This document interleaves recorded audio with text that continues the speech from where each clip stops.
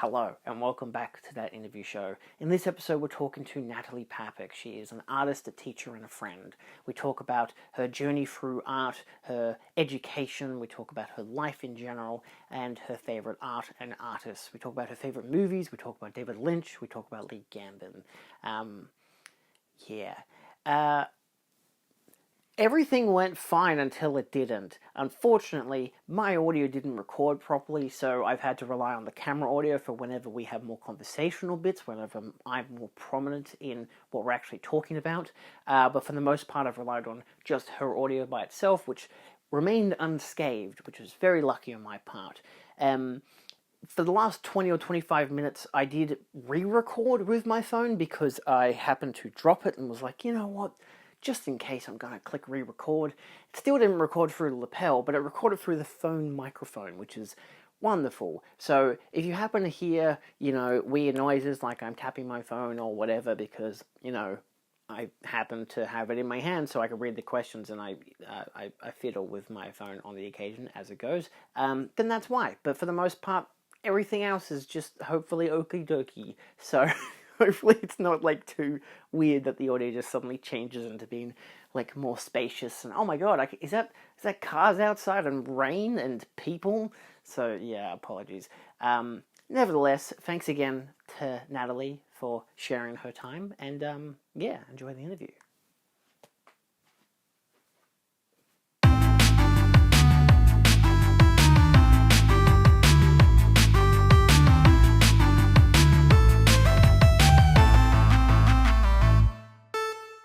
So we'll look at introducing yourself and everything. We'll talk about you being an artist and all this stuff. Talk about your teaching, your career, influences, your heritage, and then some movie stuff because we like movies. Of course. Yeah. Yeah, I thought about that. Yeah. Well, I've always wanted to be an artist. So when I was about 6, I told my first teacher on the first day that I'm an artist. And she said, that's nice. Put your bag on the hook that says Natali and sit down and wait to be told what to do today. And that kind of is how I navigated school. It was my entry point into a pathway that would lead me to art. But I didn't understand where that came from or why I thought that, because we didn't have art at home. Yeah. So Lee, our dear mutual friend, understood this, and my inroad into visual language was probably the opening credits for I Derive Genie and Bewitched and the 1960s Batman series and the way that drawings and colour and cartooning and animation were a way of entering a world. So it didn't necessarily matter what happened in the narrative, but I understood that once that opening credit began, you entered a world. Yeah. And that to me was art. And it still is. Yeah. But I guess it wasn't the conventional way of saying, I want to be an impressionist painter because I've seen a Renoir or something. But we just didn't have art books or art in the house, actually. Yeah. So we did have lots of fairy tale books, illustrated, and mine are really weathered. So all the ones I had, I treasured dearly. And the drawings that came out of the Walt Disney films of the 50s, like the Cinderella, the Peter Pan, those illustrations in those weathered little children's books that I had, I would even draw on the page and draw extra stars where the magic bits happened. And, that was kind of I want to be doing this. This is what I want to do all the time. So school was just a side track to this kind of career I had in mind. Yeah. So when I was in senior school, in high school, I already was I'm going to go to art school because that's the next logical step. And, I felt like life started when I was able to be around other artists.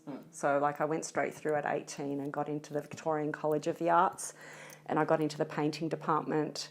I'm really a drawer by nature, and that was kind of what was available to me as well. I wasn't necessarily given a lot of art equipment or encouraged, really. So to me, drawing is the kind of primary way of exploring ideas, creating worlds, escaping the mundane reality of regular suburban existence, I guess. And then art school was this whole other genre, like in terms of, oh, there's people that all they do is just make art every day. So we had like 8 hours a day and we were expected to be using them in the studio. So first studio, 18 years old, 8 hours a day, and I just went for it. Yeah, so that's kind of how it all started, and I haven't looked back. So yeah, teaching is an extension of that, but the core thing was I just want a chance to express myself because I've got all these ideas. So how can I do that? And art schools allow that. Yeah. It's indulged and encouraged and nurtured, and people want to talk about your ideas on the daily. And so pretty much heaven on earth is just being in an art studio and talking to artists and lecturers about art all day. Yeah.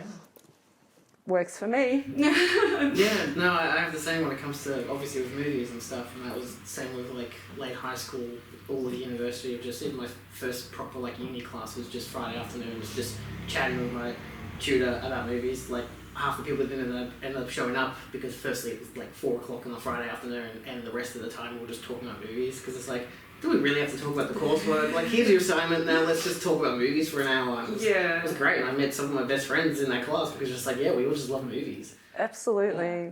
And also, like, meeting people at different stages of their career and, like, working alongside someone that has left a career in design as a mature age student and is now studying alongside me in first year. And, you know, like, their level of ambition compared to me that kind of hadn't had any industry experience at all, and just being around that kind of level of sophistication and maturity was really good for me, and it really pushed my confidence in terms of being able to have a dialogue and add commentary and sort of social kind of issues into my work. So when I did graduate high school, my work was all around portrayals of women in art and in popular culture, and how my question for myself was, how can I bring images that kind of revolutionise or like change the hierarchy of that dynamic, because so many masters of art are literal men, and I became really aware of the gender polarity, and I decided to tackle that in my work. So I did a lot of work that looked at representation of women and kind of played with the stereotypes that were meant to keep women in their place and turned them into something really liberating, and blew them up out of proportion, and worked with scale and textures and immersive environments where you were entering into a construct of a feminised world in my practice. So you kind of were confronted with it, whether or not you were interested or respected it, you were confronted with it. And it was interesting to see how some of the older male students responded to my work, and, you know, I had to get a thick skin and kind of really navigate that space and have courage. And so all those things are really important, because I think any art that you do, you have to tackle some of the difficult questions if you actually want to survive and flourish and continue. Like, you can't just take it as you're owed a place in culture. I think you kind of fight for it, and I think that is part of the beauty of it, because you believe in what you do, so therefore you're willing to fight for it. Yeah, so that's kind of what university taught me too. It was good. Yeah, so my postgraduate year at VCA, I got a scholarship, really lucky. There were 3 students from our undergrad, our Bachelor of Art, Fine Art, that got in on a scholarship, and you had to have a premise and a kind of studio practice focus for a year that you wrote a proposal for in order to get in. And my sort of topic question was, what is the feminine? And then unpacked it with sort of how 1980s kind of toy manufacturing, what it promoted, how ideas of like scent, like strawberry shortcake, or class, or even race kind of influenced the kinds of toys that were manufactured, particularly out of the US. And then also looking just at the idea of class and taste and kitsch, lowbrow, highbrow art and what we surround ourselves in. So it kind of became a really more sophisticated way of exploring some of the stuff that was formative for me was, you know, reaching visual art through popular culture in a way. So, yeah, it was a really good experience. Yeah, I got to really delve into the stuff that I felt ignited my interest. And I felt, you know, I could like critique it myself and analyse it and really explore it. So, and I was given spaces to use, so I'd occupy whole spaces and, you know, fill them with my kind of interpretation of what that meant and how it impacted me as a young girl and how it actually empowered me to not be afraid to showcase aspects of what was considered feminine or girly or childish about myself and just sort of threw that out and kind of went, it didn't hold me back. This is my strength and I'm not ashamed, you know, so like really lots of pink, lots of like soft surfaces, no hard edges, curvy stuff, like billowing, ballooning shapes, like, yeah, just really playful. So, I mean, and there's a premise for that too in contemporary art where women, 1990s, started to explore and parody some of the iconography of femininity in order to kind of hijack the male gaze and kind of throw it back in another way. So, yeah, that's art for me. It's a very well-rounded thing. Wow. Yeah. Oh, God. I mean, all I have for the question was just, Lee referred to you as master of sculpturing. What got you into this field? My questions are awful. Oh, no, this is great because... That was something that he said down on the podcast. I'm like, that's a good thing. Master of sculpturing. Even if it's sculpturing? Sculpting. Sculpting. He'd call me a sculptress. Like, he'd gender it too. But you could call me a sculptor as well. So, like, that's one of my sculptures. Yes, we have surrounded multiple paintings and sculptures. Yeah, so they're all Some mine. of which will be shown They're all through mine. the role. But yes. Yeah, so what ended up happening was I started with soft sculpture when I was studying. So I'm a painter, and then I started to wrap canvas stretches with upholstery and fur and plastic and made them into mattresses that you would hang on the wall. Yeah. But they were takes on abstract painting. So they looked like decor and interior design, but they were a reference to art history and male masters and things like that, and they turned into kind of beds. Yeah. And they actually made some beds as well and made the surface of the bed the artwork. So they're my 3D foray to begin with, and it's soft sculpture rather than like out of like, you know, fiberglass or metal or marble, for example, which are all hard surfaces. So when I did end up finishing my degrees in visual art at VCA, I had a 3-year stint of just exhibiting really regularly. And I decided I needed to do something that was academic but was my bread and butter, my 9-to-5 work. Yeah. So I got a teaching degree at Melbourne Uni. And before I graduated, I went for an interview at the school that I work at currently, and I got the job before I'd even graduated. And 60% of the role was ceramics. And I had no professional experience in ceramics. So I taught myself. And now I teach ceramics, and concurrent with teaching it, I was teaching myself, and now that's already been 20 years. So, yeah. So Lee calling me like a master sculptor is very kind. He kind of jumped the gun a little bit. I don't know if I deserve that. But, yeah, it's 3D drawing. Yeah. If I can draw it, I can sculpt it, I discovered. But I had to work at it. Like, I had to sort of, you know, it's alchemy, it's scientific.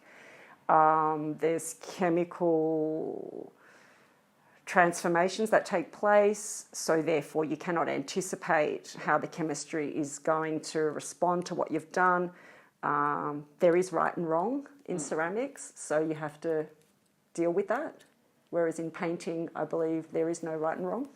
really. There are some little tricks that definitely won't work, but ceramics really is a discipline, and it demands that you are committed. And if you're committed, you'll come up with something. But if you see it as a quick one-off exercise, it's not very likely that you're going to come up with the pearls. Yeah, so I committed to it. I can say that for sure. Yeah, and I ended up pursuing that, and I went to the south of France, near Nice, and where the Cannes Film Festival takes place. There is an artist residency program in the town called Valeris, and it's where Picasso moved in the later part of his life to do ceramics and to get away from Paris and the competitive nature of the art world. So in this little carless town, there's this artist residency where you work for 8 weeks with other ceramicists, and you produce a show, and that was a big commitment. I went out and did that, and I got a place there, and yeah, that was pretty formative. That was 2014. So that really pushed me to kind of keep developing and learn from, again, people that had been doing it for longer than me, and people that were like 60, and, you know, so I'm always the rookie. When I turn up somewhere, I'm always the rookie, and then I kind of have to navigate that and better myself and challenge myself, and yeah, so that was cool. Yeah, it was fun as well. Yeah, and it was by the seaside, and the seaside has always been very inspiring. So heritage. Yes, you're Croatian. Yeah, so... I don't even need to write down this question. You're banging it out, like, it's great. So...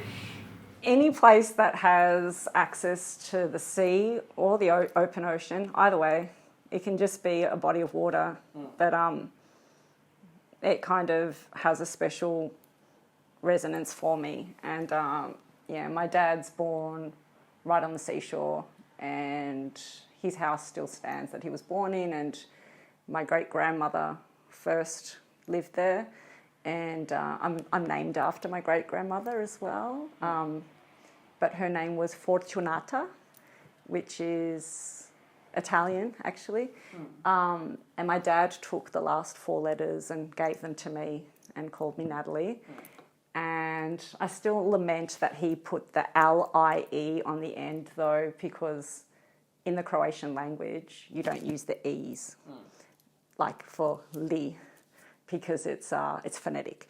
So I've adapted that now in my art practice, where I don't want to be named Natali with an E, because I want to honour my culture. And yeah, it's just the ocean, the purity, the coral reefs there, the tranquility, the mysticism of that land, and how it's very much my whole entire ancestral background, because my father only came to Australia when he was like 20, and he came by ship as well, so he travelled by the sea, went around Africa, and it was a cruise ship. It wasn't like he was on some big shuttle to escape a trauma or something. He was having fun, but the ocean and the sea and that kind of pilgrimage aspect has always kind of activated my imagination and my creativity, and I feel that it's something that my dad gave to me, so I like to honour it, and it's never ending, the amount of kind of sustenance it's given me. So yeah, like I ended up in Valeris and it was like, oh, that's by the sea. Like there's always something that kind of takes me back to the core of who we are as people, and my little brother lives in the house now that Dad was born in, so it's very close and part of our lives in a big way. So yeah. Yeah, and you go there pretty frequently as well. I do. I go there all the time. So in the past 20 years, I've been to Europe about 13, 14 times, and a lot of that has been going back to Croatia, and then other places where I can see more art. So those core interests, all those kind of seeds of something creative was, yeah, from the very beginning, it's kind of continued all the way through, just in different manifestations.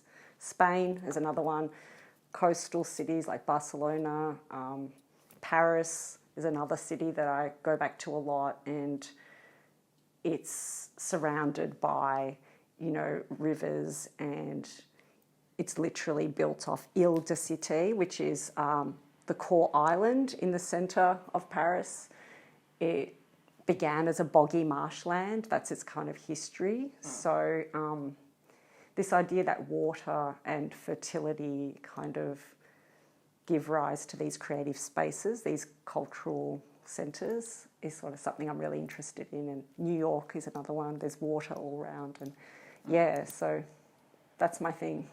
The water's calling, and then it's like, And there's a big, beautiful, boggy marshland behind the house where my dad's born as well. So there's that at the back, and then there's the sea on the other side. And then you can see the islands just by walking down. You can see them. You can see a big island there. So Dad's tale, he's like Gilman. He said he would swim to the island and back when he was strong and young. So like, yay, Gilman. Because I could never do that, but Dad could. So. Yeah, I don't have the endurance. Even for a regular swimming pool, I'm like, no, I'll just sit there. He's a fish, Like, how could he go... Yeah, well, you seem to have, a lot of Gilman-related properties around the room, especially. Yeah, so behind you, big Universal Monster mask of Gilman. I really like about the Gilman, like in general. Okay, there's Millicent Patrick, brilliant female Universal Monsters staff member. That I know that she's had like a big resurgence in like books written on her and everything, but I like to kind of just drill that a bit because yes, there's an underground cult following, but I don't think she's the first thing people come up with when you think of Universal Studios or But so back on the tirade about how women operate in a kind of male-dominated culture. But also his displacement, the Gilman as a character, and his desperation, and his like, which is consistent with the Wolfman and Frankenstein's monster and the Bride of Frankenstein. But like, they just want to be loved, and that always hits me. That's the kind of the tender spot, and that endears me to movie monsters, the classic monsters, and it was another thing that Lee and I would bond on. So he would even kind of take it another step further and sort of say, well, the monstrous feminine or the glamorous feminine is also another monster because they don't fit, because they're like an extreme archetype of some kind. And we'd bond on these kind of, the idea of the outsider or the figure that doesn't quite know where it fits or something like that. So, So there he is. He fits in the art studio. He blends in with the rest of it. That's great. It's a very wild room in terms of everything that you've just got on display. Is it all your paintings? Yes, everything that's in this room is made by me, like in terms of paintings, for sure. So that's an earlier work. That's just from 2 years ago. All of the ceramics are works from over the years.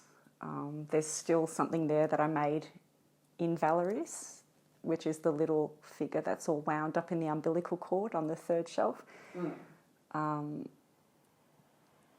And the framed works up there are made by me, and the stuff that's on my desk here is the most recent work, which is going to be in a show coming up. So Do you do a lot of gallery shows and everything? So in the past, I think it's 3 years, I've had a show annually. Sometimes it can be a 2-year gap, depending on the kind of work that I'm developing. So sometimes, like, if it's a foray into something slightly divergent or it's a larger body of work, I could work on it longer, but it's nice to have a show annually. It does mean you've got to work really hard as well, because I'm not doing it 8 hours a day like I was when I was studying. So I have one day during the work week where I don't go to my job, and I work in here, and then I've got the weekends and I've got evenings, so there's no excuse. Try and aim for one a year. Yeah, it's just like me with my videos. I've always got Fridays to just do my own thing, and then if I'm lucky, afternoons and weekends. But I also film on weekends, and I also live with family. It's just like all this other stuff to deal with. I'm like, yeah, I can watch movies. That's part of my thing. Yeah. Like, that's what inspires me. That's what I love. So that's my appreciation of art. Yeah. Like, people are always amazed by the shelf that I have behind me on my videos because there's so many Blu-rays there. I'm like, it's just my art. It's just what I love to watch. For sure. What I love to experience. You know? Yeah. So, My books are upstairs actually because I've got a lot, but it's also like it's nice to have some space to sort of separate some of it too, because I've worked in spaces where every single thing is just in the one space, and I'm just like careful not to knock the whole entire thing over if I step in the wrong direction. But I've got a little bit more space in here, so I've got a reading nook upstairs with some other little collectible things and, you know, what have you. But where I make my art, I'm really happy now. I've got my records and my record player, and that's a big part of my work too, is influences that come from music and, yeah, sort of, there's an aspect of like trash culture that I really, really am inspired by, and music is my like go-to for that as well. Like, I mean, film, obviously. I was thinking about what were formative early films, and I think I've told you before, but Russ Meyers, John Waters, you know, that, again, that thing of like highbrow, lowbrow. Yeah. And then alongside Hitchcock, who is like, you know, considered so refined and like a master of the craft. Yeah. I like that dichotomy between, you know, what's considered low art and, yeah. But with music, I'm not really interested in what's considered high-end music. Like, I like my DIY bands that have their own kind of artwork and are really, like, drawing upon their genuine peers to create a culture that's genuine and real and immediate and grassroots. That's my favourite kind of exploration in music for sure. Yeah. Because, I mean, I think it's again about the outsiders, the figures that don't quite fit. I think that's where I'm drawn. Yeah. So, and cinema has that as well, right? yeah, no, of course. I was going to say, because you've posted a lot on, like, say, Facebook and whatnot about classic Hollywood figures, stuff from old, you know, Universal monster movies, stuff like Monsters, like any kind of strongly feminine presence. You even got one of them on your shelf. Was this Vampira? Yeah. On your shelf, and you're very inspired by those characters as well. Very goth heavy stuff as well. Yeah. It's just like, it's a nice approach. You know, I've always like responded to people who have that. Like, if people like goth culture, I'm like, then you're a good person. You know what you have an appreciation for shit that other people just think it's like in the background. Yeah, subculture's kind of like always been a part of everything that I've kind of explored. And I guess the earliest version of that was kind of getting more into like punk rock and kind of garage music and 1960s kind of garage bands that are not very well known, and just exploring stuff that isn't mainstream or popular, I guess. The Cramps are very visual as well, so they were a really early influence for me, because it's the whole theatrics of the way they present themselves and the attitude that kind of builds a world. Yeah, it's about building worlds. So, and another influence is the psychobilly music scene, which fuses horror and classic monster movies with punk and 1950s kind of rockabilly. And so it's this big mash, it's this big hybrid, and I love hybrids. Like, anything that's hybrid really interests me. So yeah. So like getting away from this idea of a pure bred cultural manifestation into something that's like an organism that's alive and kind of pulsing, and like a monster, like, you know, a science experiment, you know, that kind of thing. Yeah. In regards to films, do you have like, I was going to say, do you have like a favourite type or favourite film or stuff that you just really like to approach when you're watching films? Yeah, I was thinking about that too. And again, I go back to Lee, because he's my he's my mentor when it comes to growing as a student of cinema. Yeah. So we're peers, but he's my mentor, and I always look to him, you know, and still now. I have the same kind of relationship with him. Like, he's just someone I look at as like, he knows so much shit, but he also appreciates it. Yeah. And it's just like, that's such a window into a great foray into loving film for just what it is. Absolutely. And And when television, of course. Yeah, and TV, yeah, and the formative aspects of that, the way that I kind of said earlier today. So I was reflecting on what are some of the films that he kind of got for me as a surprise or with me in mind. And Eyes Without a Face, 1960, he got for me, which is really beautiful and harrowing. And the emotional register and that kind of the otherness that's inherent in that film, and also compassion for all sentient beings is really powerful, and I kind of really moved that that's a film that he thought of me for, like to gift that to me. And another one is Gollum, the silent film, 1915, and that's interesting because the monster in that, the kind of the object of fear, is crafted of clay and it comes to life. So they're just really kind of like meaningful, like they're gifts, they're like non-tangible gifts outside of the package of the film and the booklet. Yeah. Like it's a heart gift, and they're the things I treasure the most, like is the experience that came with a film, if that makes sense. Yeah. Yeah. That makes sense. Yeah, and Eraserhead is an all-time favourite. I Yeah. was debating which I have so many, but some of them are prominent in different areas. I've got a whole Eraserhead one that all glows in the dark. It's insane. Oh, yeah. Wild at Heart kind of vibe to it, It's you know? fabulous, yeah. It's got that beautiful pink in it Yeah. as well, and Yeah. the kind of the animal skin and the kind of literal wild sort of textures and signposts. Yeah. So the costuming in that is really amazing in that film.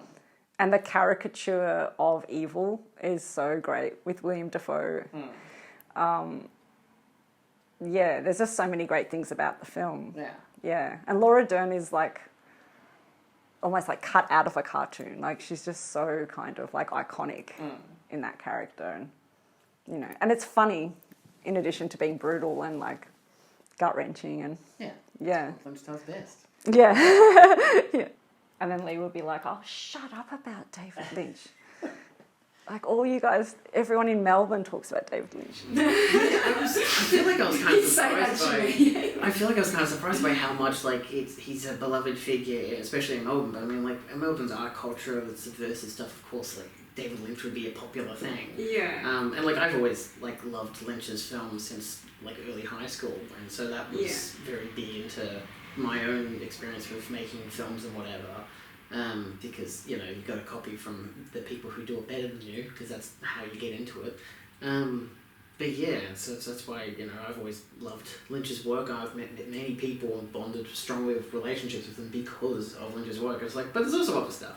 You know, it's not just Lynch's stuff. We've got like other stuff that we really like. So it's like it's a good way to just like it's a gateway into so much like different things. So. For sure. And I mean, he's a painter as well, so I mean, it's not I got just. his book recently, actually. Oh, my partner for our anniversary got his. There's something inside the house book, and it's just like every single page. Is just amazing! One of his, it's just one of his art pieces. It's a really nice book. I'm guessing you've read Room to Dream. I actually haven't. I've had it on my shelf for like 3 years. Okay, it's really, really like once you start, you won't put it down. I've read so many of his It's books. one of those and watched books so like, many and it's that docos, big. Yeah, I know. I was just like, I just found it one day. I was like, oh shit. I picked it up. I was just like, great, and I'll just read it eventually. It takes you on this like really beautiful journey. Like it's kind of like really conversational.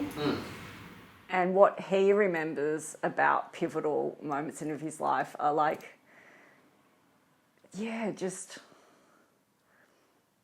he's so not an industry guy. Yeah. Like it's literally like his road to self-development through his work. Yeah. And it's so nice to read. Like, it's just like, you feel like you're with him, like as a person that's maturing and growing and expanding. Yeah. Even if he didn't see it coming, like it's kind of just starts to roll out. But his formative years is so interesting. And he's like kind of agoraphobia in Philadelphia when he first went to art school.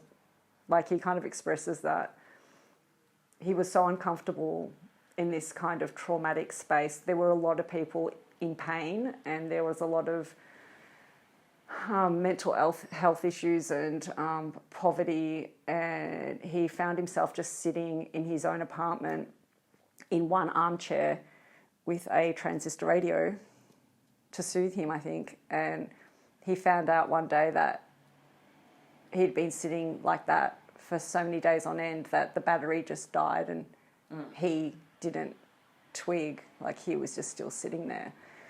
But that's amazing that that's his journey. That's the start of his journey, and then look at all this stuff that came after it. I think his father came to see him and said, "You need to get out of this apartment. Like, I've put together that you have not left this apartment." But yeah, how fascinating that someone with that much kind of like inner kind of resistance was able to kind of touch so many people in so many ways. Like, because then there's the TM stuff and his spiritual development, and it's almost like he just turned into pure white light and then was gone. But there was a lot of darkness. Love that. Like in one of his quotes, he loves to see people come out of darkness, and it's almost like he himself has gone through that in a quite profound way. So yeah, really inspiring. Yeah. Yeah, I was going to say, it's just like that shot from Blue Velvet when Laura Dern comes out of the darkness. It's just like just a striking image. But exactly, it's like just her figure, her personality, the beautiful light and everything about her, and but everything around her is just dark. Yeah. It's just got this eerie creepiness to it, and it's like, it's great. It's a perfect image of his like just career and just his mental state when it comes to making art. Absolutely, yeah. And I mean, the first Twin Peaks series, I did watch that, but I didn't understand that it was David Lynch at that point because I was just like a little kid. But I watched it and I loved it, and it stayed with me. You know, so it's interesting when something moves you and you don't really understand what it is. Yeah. And then down the track, you really dive in and learn all about it, consume everything about it that you possibly can. So yeah. Do you have many other artists that, especially for like painting and sculpting, that influenced you? So I mean, I've got lots of books upstairs in my little nook, but down here I've got some key stuff. So what have I got? I've got Helma af Klint, who is it's a big yellow book there, Swedish painter from the late 1800s, like turn of the century, who was a spiritualist and performed seances with a group of women. I think it was 5 women, and they called themselves the something 5. And but it was kind of like all anonymous and hidden. Rudolf Steiner, who was one of her peers, discouraged her from showing her mediumistic, kind of abstract, large-scale works that were created through automatic writing from having connected with spirits. And the story goes that he advised her to not share these works and that they weren't suitable for public consumption. And he had such an impact on her that she kept them hidden and left instructions that I think it's 80 years after her death, she would like her family to exhibit these works, but not until then. Yeah. And they did follow through with her wishes, and now the trajectory of abstract art and modern art has been thrown into disarray because she predates the key abstract painters who were men who have been placed into the canon of history as being the forerunners of modern art and abstraction. Yeah. And so Wassily Kandinsky, amazing artist, he explored notions of synesthesia and colour, vibration, equating with sound and sound vibration. So he's a really, really respected and revered artist in terms of abstract imagery and the vibrations of colour. Yeah. But she predates him. So now there's this beautiful thing of, like, if we do extract a lot of these women from history, does it change that rhetoric that we've all been taught in Western art history, that is. But on that, I'm really interested in like ancient civilizations as well. So then you kind of just like go, that's Western and European art history, but what about if you just go all the way back, and that includes like Egypt, Africa, South America, and the practitioners could be male or female, and all those kinds of dialogues kind of don't really influence the power and the force of the work still after thousands of years. And a lot of that really ancient ceramic work really inspires me. So there's female goddesses and deities, and the sacred feminine seems to be a key proponent of ancient work, and it's universal. Yeah. So every continent has discoveries that image the feminine, and they appear to be either magical or votive or even just keepsakes. A lot of people are buried with ceramic dolls. So there's something really powerful and integral about the feminine form and sculpture that goes beyond our kind of intellectual European history. So that's what I'm really interested in. So, yeah. And my Croatian heritage there is ancient artefacts that predate Christianity in those areas. And there's a lot of archaeological digs in that area.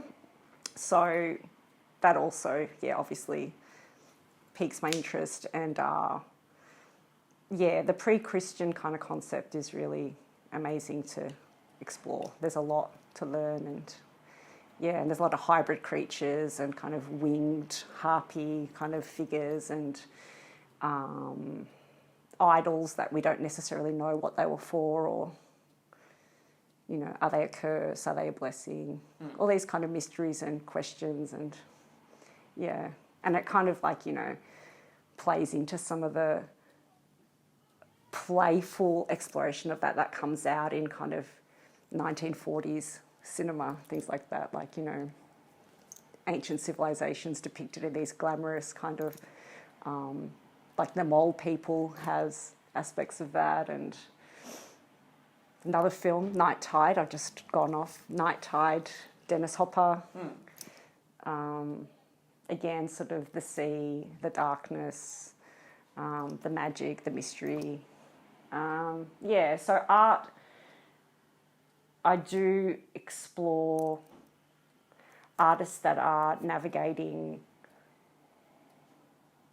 the depth of cultural history in their current contemporary practice. Yeah. So just sort of like negating the white Western context. And a lot of female artists are doing that. Yeah. So Wangechi Mutu is another artist that I really love, currently producing work, who's been really influential in terms of portrayals of hybrid, alien, animal women figures in huge public sculpture programs, and she's had a lot of success in the United States. Her portrayals debunk the kind of male gaze portraying the female form. And the scale to which she's represented and seen is really inspiring as well. Because, in 100 or 200 years' time, that will be what's left behind in terms of what our culture is saying about representations of women. I think that's really exciting. Louise Bourgeois is another one. Giant public sculptures of huge, monstrous spider women, which she calls maman, which are a reference to her mother, and they're a feminine figure, and they loom over big museums around the world and kind of almost look like something out of a sci-fi film, again, made by women. So the narrative aspect of women working in contemporary art today is really inspiring, because they're rejecting like a purist kind of ideology of what humanity is all about. They're more interested in looking at our connection to the natural world and our connection to a lineage that goes way beyond what we are right now. Yeah. So I think women have a lot to say, and we need to pay attention. Yeah. Yeah. So, and also First Nations artists as well. Yeah, so much amazing work, like Black Douglas, who's reached a really high level of success in Australian culture and internationally. And our First Nation artists are getting representation in major museums in Paris, at the Met Museum in New York, where they're actually invited to opening ceremonies, and their work adorns the whole entire foyer of a museum space. They're the most important artists that we've got coming out of Australia, and I think that's also something that we really need to be tapping into and collectively kind of embracing and celebrating. And yeah.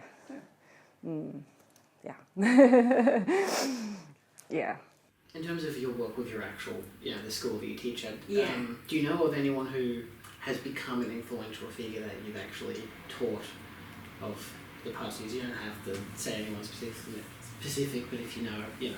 Well, I wouldn't probably just like say someone, but like every year we have like at least 3 graduates at least from our Year 12 cohort that go off to study fine art at a tertiary level. So 3 to 10.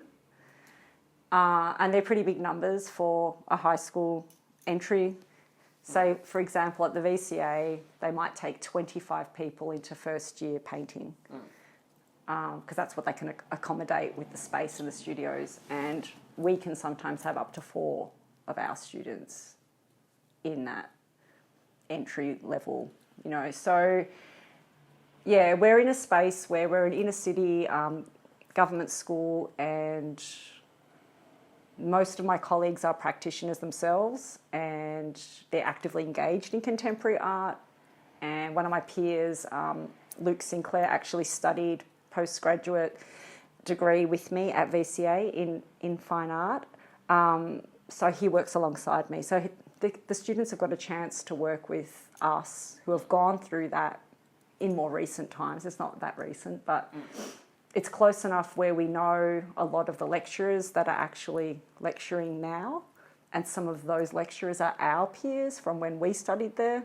So there's this beautiful cycle that just continues, and we're all in it together, and it's really cool. And the kids that don't pursue it are also part of it, because a lot of them are the supporters and the best friends of these kids. Yeah.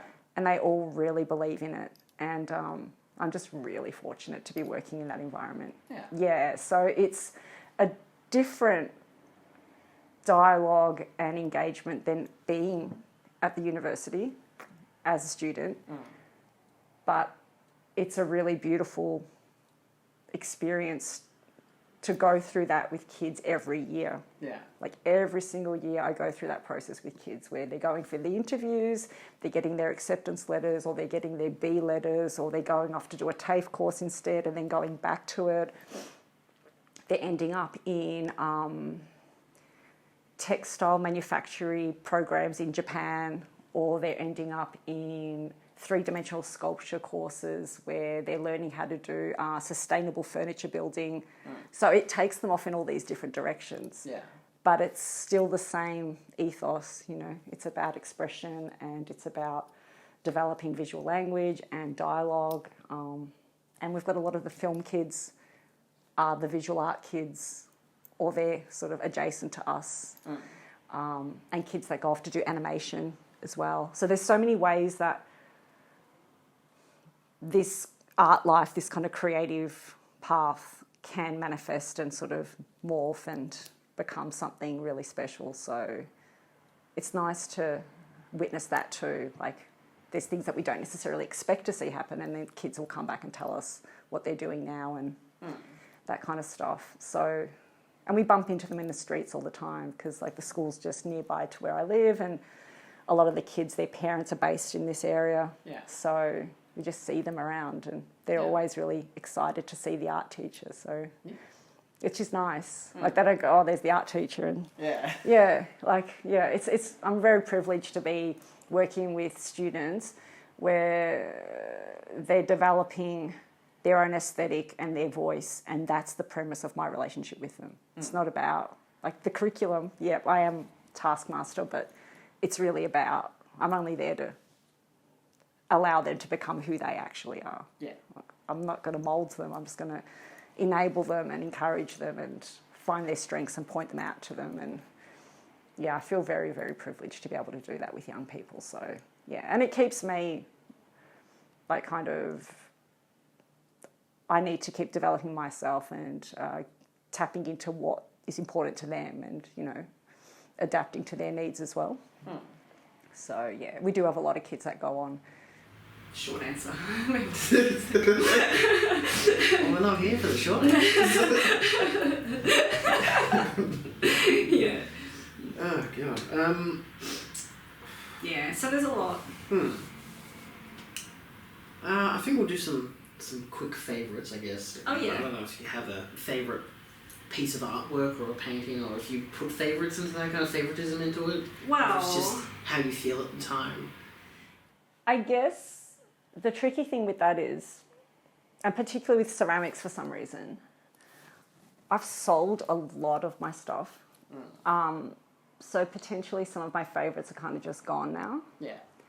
And I do actually lament that sometimes. And then I have to just make more work. Yeah. Yeah, so it's a good tonic for making more work. So favourites that are with me. I did mention this one, so I'm gonna go get it though.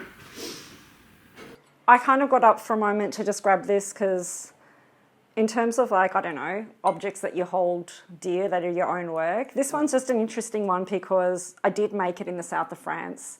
And it was a response to the kind of the project I had proposed, which was an exploration of the concept of mother. And this is a kind of a little hybrid human cat with 9 lives that's got its own umbilical cord kind of like wrapped around its whole body, and it's gasping for a little bit of air there. And I guess the reason that I've picked this one up, I made it 10 years ago, or 11 years ago, is A, it survived the airplane trip back home and didn't break, which... What are you trying to say? Baggage handlers? Well, I think I even put some in my onboard luggage, but yeah, the umbilical cord around this one, this is a birth memory. So my mum tells me that she and myself nearly didn't make it, and that my umbilical cord was around my throat, and that it was a very traumatic birth. So I guess this is the only work I've made that explicitly maybe explores that. Yeah. And I took on the cat of 9 lives kind of concept for myself, because I made it like I was maybe not going to make it, and Mum wasn't going to make it. But we both did. And also now, with more experiences, I feel like I owe her as many kind of spiritual gifts as I can give her, because she almost lost her life to give mine to me. So yeah, so this is an important piece for me. Yeah. Yeah, and I'm glad that I've still got it. Yeah. And that I didn't sell it, for example. Yeah, because I have exhibited it in Melbourne and in France, and for some reason it just stayed, and it's still here. So yeah. And I've got a show coming up, so it's my first show since we've lost Dear Lee, who is really like a soul friend, you know, a soulmate friend.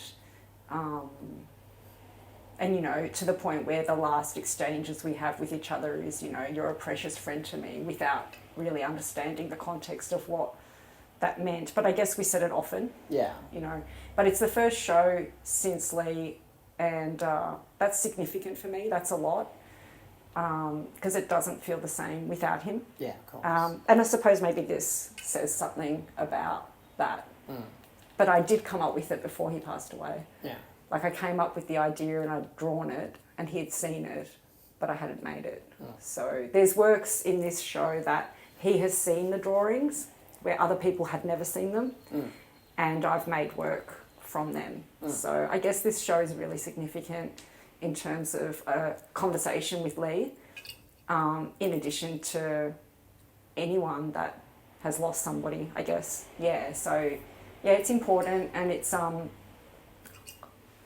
just by chance I got invited to be in this show. It wasn't something that I set up, so I kind of had to just follow my instinct and sort of just go with the flow and sort of say, yes, I am ready to do this, and yes, I do want to show this work. And Yeah. and it's in time for the winter solstice as well, so that's also a thinning of the veil between, if you believe in it, the spirit world and the world that we inhabit. So I think it's going to be, yeah, a special event for me personally, and hopefully for others that come down. So yeah, probably a favourite. Probably don't really want to give it away, but the works will be for sale, so we'll see what happens. But Yeah. so that's that. And recently, a person that had seen my work online on Instagram had seen a different work, a different version of this, and asked me if I could make one that's related more to their own pet cat, Sabrina, and their cat is black. And they said, oh, could you make a work? Because mine was just, that was in the photos from 10 years ago, in fact, was white with like a grey wash. And she said, would you make a black one? So this is for Miss Catherine, who her real name is Rebecca, and it's a commission. So that's actually a nice thing to do. I haven't normally done that, but I'm open to it. Yeah. And somebody else now has asked me to make their cat for them in this same kind of method. So this might be a favourite, because now people are saying, I want one to represent my cat. And the story continues, so it's not over. Trilogy, part 4. I don't know. So that's part 2, and I've got a request for 2 more, so that's interesting. And you can always have different like textures and colours within them as well, so they're all Correct. uniquely made. They're not just batched out and ready to go. No, and it's all completely by hand. I have no moulds or anything. And different types of clay, so... Does it take you long to make something like that? It does. Because first of all, like, it's just a soggy mass, and then it's about sort of just coming up with a rough form, and then when the clay has dried sufficiently, it's about kind of perfecting that form and refining it. It's quite robust when it's dry, so refining it and stuff is actually quite manual, like it's quite physical. And that kind of clay has a grain to it, so it's actually got fired bits of clay that are mashed up into a granule texture. So yeah, it's not all soft and immediate. And then the glazing process, so it goes through a firing twice. Each firing takes 24 hours, so it's a bit of a drawn out process. It's not an instant thing. And things can go wrong, so, but I'm very, very pedantic. So I have to get it right. I mean, you're an artist. It kind of comes with the territory. So, or at least I feel it does, especially when it comes to videos as well. Yeah. Yeah. And I've got a couple of little works in a group show the week after that. And it's a big show called 50 Squared, where local and international artists are given an open call out to participate in something that's no bigger than 50 by 50 centimetres, and it can be more than one work, and it's like a competition and a huge group show. So these are two works that I've got going into that too. And I've chosen them, I guess, because they're favourites. Yeah. Yeah, so favourites. Yeah, I guess it's which work kind of captures my imagination and sustains it enough where I kind of want to make more work Yeah. that spins off directly from that. I guess that's a favourite. Yeah. How about you? Like, what makes a favourite? What kind of like impact or kind of resonance does it have to be something favourite?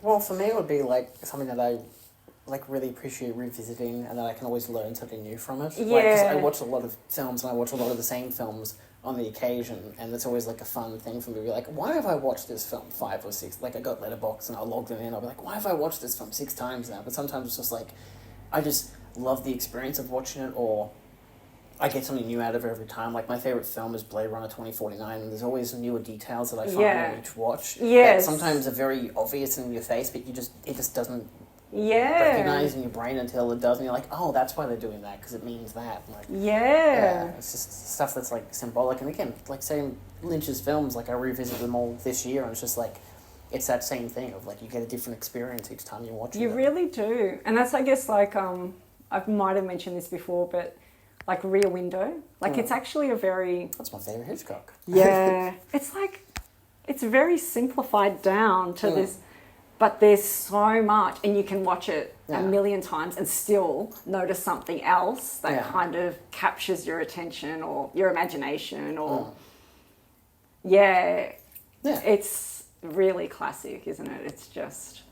And the darkness portrayed with that humour and the light, which is one of Hitchcock's key skills, is just something I really admire as well.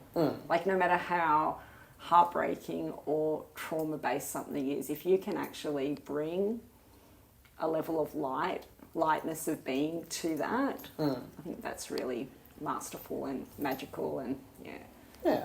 Do you have a favourite film or a film that you'd love to suggest for people that you would think is something that reflects you, or just something that's so out there that you don't think enough people have seen? I know your stuff's more physical art than actual film, but at the same time we all have an appreciation for it. For sure. I mean, I know you from the Cinemaniac, so that's like the big film thing anyway, so yeah. For sure. Well, I know what the first film was that I ever saw, and I still think that that was a pretty brilliant film to have as a first film, and it was The Last Unicorn. Oh, yeah. So it's an animation, but it was in the cinema, and I think some of the iconic themes in that are within most things that I find inspiring. So again, there's the light and the dark, and there's loss and there's suffering, and it kind of, any films that teach you about the human experience, they're the kinds of films that stay with me. But like spoofy, there's spoof as well. Like, I like stupid and like fun and like over the top and visually stunning. So I love Barbarella. Yeah, I love Barbarella. Yeah, I love the costuming. I love the fantasy aspect. I love the heroine, the protagonist being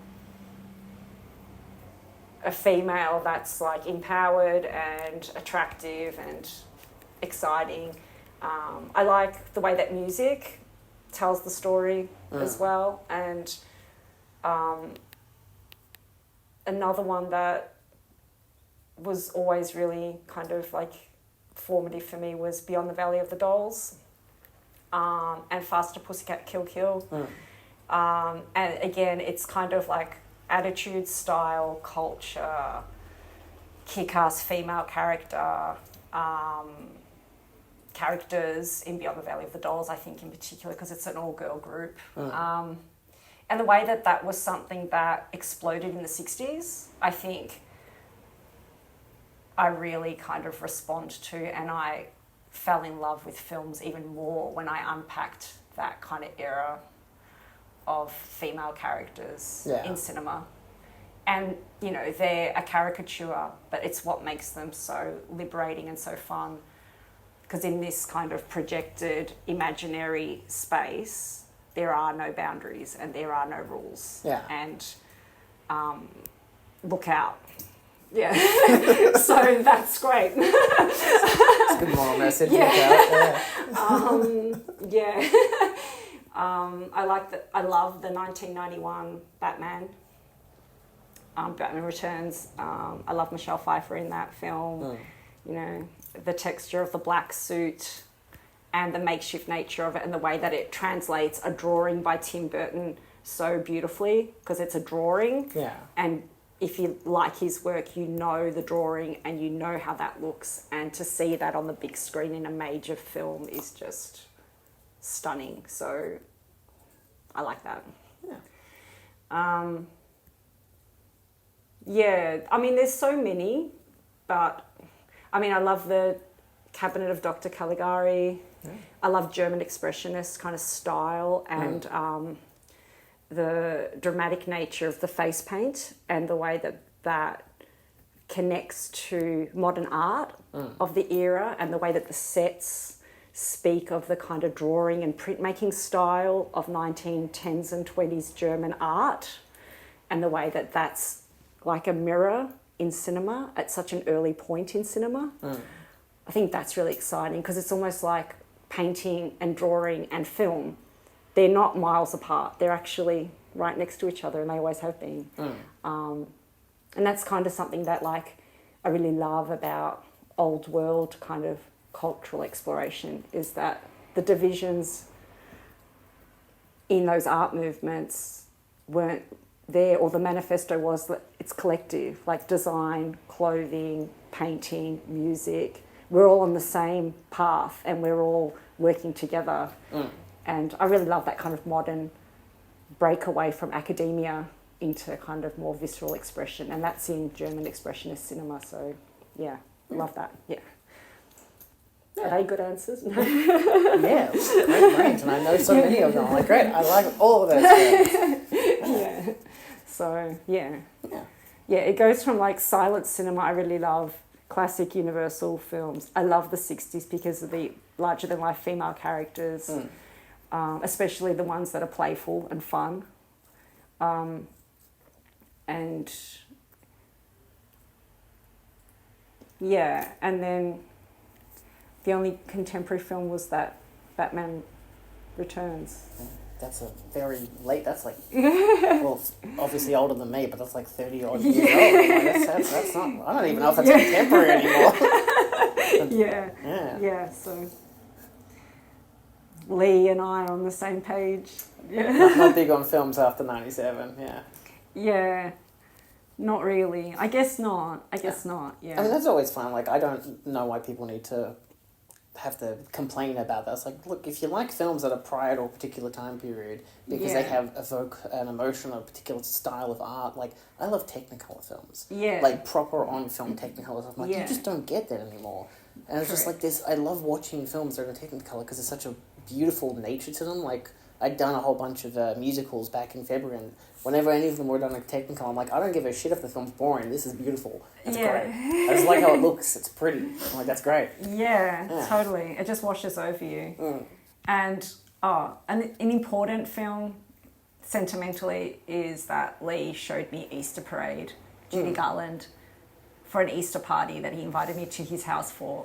And I probably would still watch it, but having seen it with him is completely now it's like this iconic moment. And and that kind of innocence and just beauty and that comfort of film is what I also attach to film because of my friendship with Lee. So things like that, films that just warm your heart. It's a Wonderful Life with Jimmy Stewart. I love that film too, very much. So the heartwarming aspects.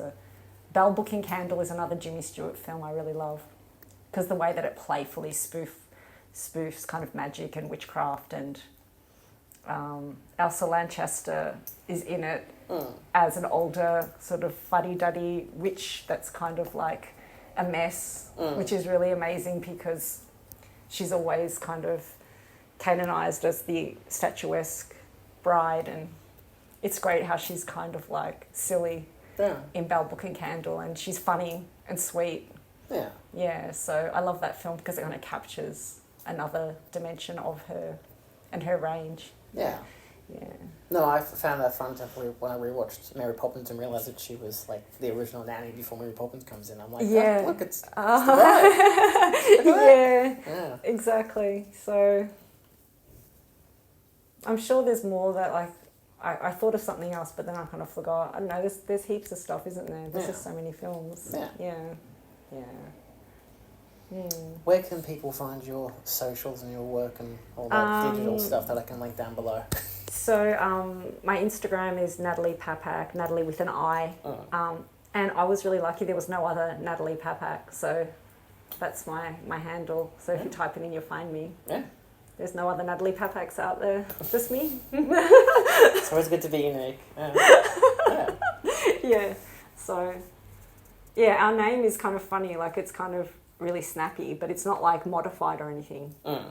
It's just our name, Papak. So, yeah, it's good. Lucky. Yeah. And no, I don't have a website or anything, and I only got on Instagram about a year ago. But like I've updated it a lot, so I've got stuff from the past and current stuff. Yeah, there's more stuff from the past I could still put in there. Do you put stuff from the past on yours? Or do you just like update current like week by week? It all depends, because I got my personal account, which isn't open to the public, and my one for Collective Creations, and that's just, I only started doing that about maybe 2 years ago because I was on a podcast and the guy was like, oh, you should have Instagram to promote it, but also to be like, you can post what you buy and whatever. So occasionally when I'm like, oh, I've got a bit of a haul, I'll take some photos, and it's just that. I'm very lazy when it comes to promoting myself on social, so I'm like, occasionally I'll take some photos, post it, but mostly it's just on the stories. I'll be like, look at the movie I'm watching, because I watch too many movies. But yours is like archived on YouTube, like your actual... Yeah, all my videos are on YouTube, I have had it suggested also to get a website, but I'm like, I just don't care. YouTube works. It's on YouTube, it's because fine. most people will go there to find your work. So it's like, it's been a long time. I've got so many videos anyway. So many I've had to recycle because I realised nobody watched the original. I can remake it a couple years later. Yeah, but So I mean, that's one good thing about where we are right now in this point of history, is that we've got the opportunity to share our work at such a broad level, on such a broad platform. Yeah. So we are quite fortunate. Yeah. Yeah, and I mean, if someone says the name of a film, you can literally just track down. Find a Blu-ray. Yeah, you don't have to go like hunting through the streets and hoping that your local video store might maybe have it, or might have it one day. So we are very lucky, or we're spoiled, or privileged. We take it for granted now. Yeah, because I've always, I love looking up just random films to buy. That's why I have so many on my shelf, because I'm just like, I haven't watched half of them, because it's just like, I just like getting them. Yeah. So I can have it, because you never know when it'll just not exist anymore or not be available. Do you still do a physical media, physical hunt regularly, or do you stick to kind of online searches and ordering, or is it a bit of both? Since the pandemic, it's become a lot more online. Yeah. Mostly because like the only real retailer in Australia now is like JB Hi-Fi, and it's just like they've stopped selling a lot of physical media and restricted a lot of their stores to either home stuff or, hey, you want phones or like lamps and stuff? I'm like, no, I don't. I can go to like any other place for that. I want Blu-rays. And like Sanity doesn't really exist anymore. There's some, not really even brick and mortar anymore. There's like Play Music DVDs in the city, but then there's like, that's like the only real place I'll go into browse, because they have so much imported stuff from like the US and the UK and so many other countries. It's like, that's really fun to just browse, and then I can have ideas of what I want to get. But and sometimes I can find stuff like, they had a bunch of stuff that Lee had worked on that I couldn't find anywhere. Like they had the Come Back to the Five and Dime Jimmy Dean. I'm like, I couldn't find this anywhere. They had it's out of print, it was like $60. I'm like, I don't care, I'm buying this, because I cannot find this anywhere. So, so I've been very lucky with stuff like that. But most of it's like just online stores for either the big ones like eBay or Amazon, but there's always like Dead End or Outrun or whatnot. Back when Cinemaniacs used to sell more Blu-rays, but I mean, it's part of the process, isn't it? Like finding distributors and kind of like supporting Yeah. what they do, because a lot of it is still, you know, grassroots in a way. Like, I mean, if people don't make purchases, it's not going to continue. So Yeah. and Lee was a big champion of physical media. So folks, go out and find these Blu-rays and Lee's commentaries and the stuff that Julian promotes. Oh. He spends all this time doing all the hard work for you. Get out there and support these companies, the industry, and also like, you know, keep cultural discourse alive. And yeah, it's so important, and nurturing, and share the love, right? Yeah.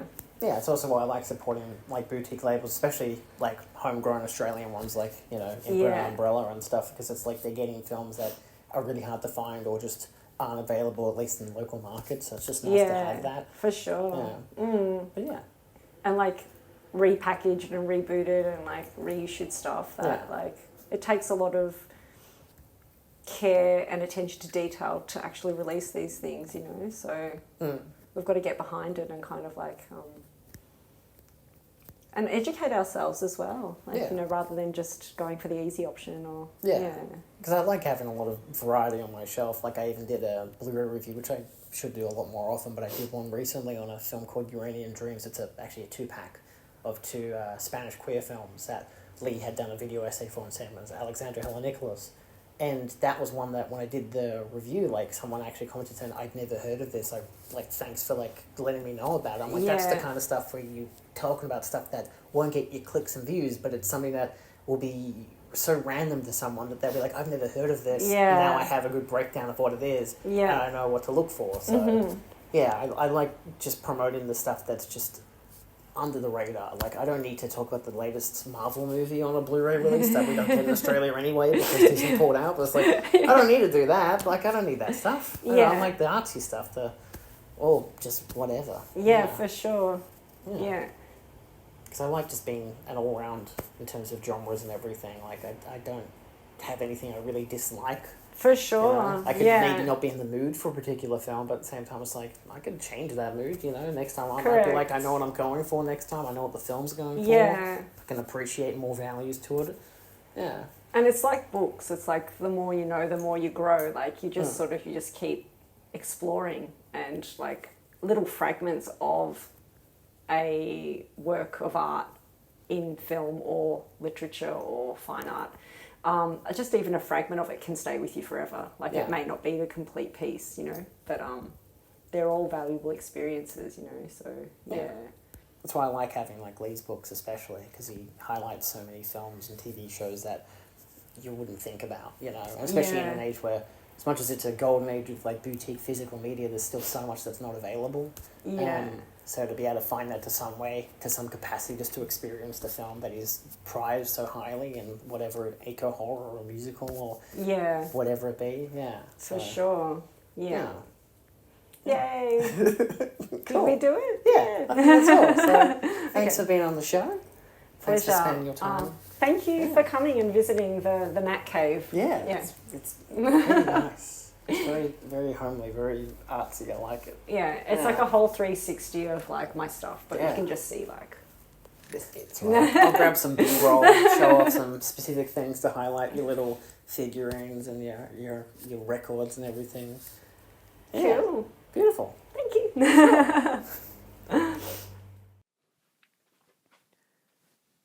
Hope you guys enjoyed that. Sorry again about the audio. Thanks again to Natali for giving me her time to do this interview. It was really nice. Again, still sorry about the audio. I've bought new microphones since, but you know, it is what it is. You live and learn. I've made do with what I could. Nevertheless, if you want to find her socials, they'll be linked down below. There will be a playlist down below for that interview show for all the previous episodes I've done, including those with Lee Gambin, Caitlin Collar, John Harrison. I've got ones of filmmakers, Matthew Holmes, other artists like Cycorg, with friends, with family, a whole bunch of stuff. So it's all there in the playlist. Eventually it'll be on screen as well. Upcoming is the interview with Emma Westwood, which I'm very excited for. So yeah, I'll have better mics for that. I promise. I've already got the mics, but still, yeah. Anyway, thanks for watching. Hope you guys enjoyed. See you next time. Adios.